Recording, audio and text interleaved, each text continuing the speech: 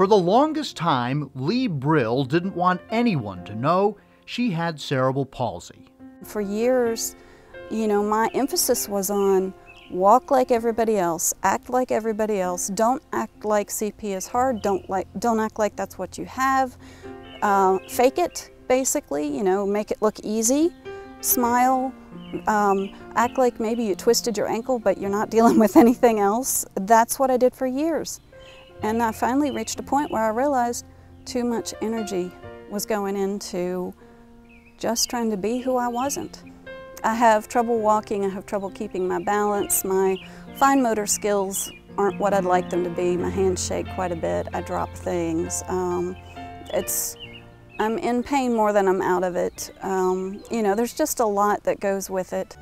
But today, she feels free to be herself, and she gets her courage from a dog, her service dog, Kendie. She gets the remote for me if I want her to. She will retrieve the phone from its little place in the house. Wherever I am, she'll bring it to me. She will open the refrigerator and get something out and then bring it to me and then go close the refrigerator door for me. The most commonly fetched food is yogurt. She'll get my little container of yogurt and bring it to me. It's not easy for me to carry a big thing of laundry, for example. If I do, there's a good chance I'm going to fall. If she pulls it for me, then I don't have to worry about falling or tripping or spilling laundry everywhere or what have you. She does what's called a transaction, which is where she'll actually take something from a store clerk, from the shelf, if it's higher than I'm comfortable reaching. If I'm using my wheelchair, she'll hop up and get it for me and carry it. Her courage began growing a long time ago, thanks to another dog, her first service dog, and the subject of her new book, A Dog Named Slugger. Slugger said from the start, "It's okay with me that you walk funny." I would hold on to his leash and we would take a step and he would look up at me like, "Are you ready to take another step?" And then we would take another step. And then we just kept working together until we got that rhythm going. He wasn't asking me to go his pace.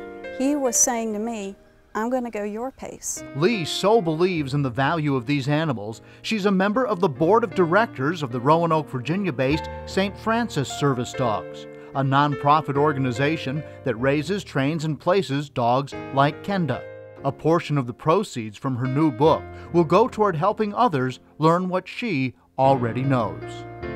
It's like you have your little part to play that might make a difference, and if we all do our own little part, you end up with dogs like Kendie, and they just change lives. And it's like there's one little thing we can do to make that happen, then that's what we got to do. Leigh says she can't believe the turn her life has taken since she wrote Slugger's story. He shared so much wisdom with me. I want to spread it. I told him when he was ill, when he got cancer, I told him, "I promise you I'll share your story." And so I have. And I hope I've done him justice, because he deserves that. Of course, all dog stories have a certain ending. Letting go of Slugger was one of the hardest things I've ever had to do. The day that I had to say goodbye, we were at the veterinarian's office, and Slugger was so sick, but they brought him from the back. And when he heard my voice, he started running to get to me. And as sick as he was, all it took was hearing my voice, and he broke into a run. And everybody in that office just was sobbing, because it was very obvious that what he was doing was all heart. That last little bit that he gave was the last he had to give. From Slugger's story, we get Leigh's story and Kendie's. And it's not a story of sadness. It's a tapestry of hope, of opportunities both discovered and seized. A human-animal bond so deep and permanent that both dog and person find more meaning for being. That is the story of A Dog Named Slugger.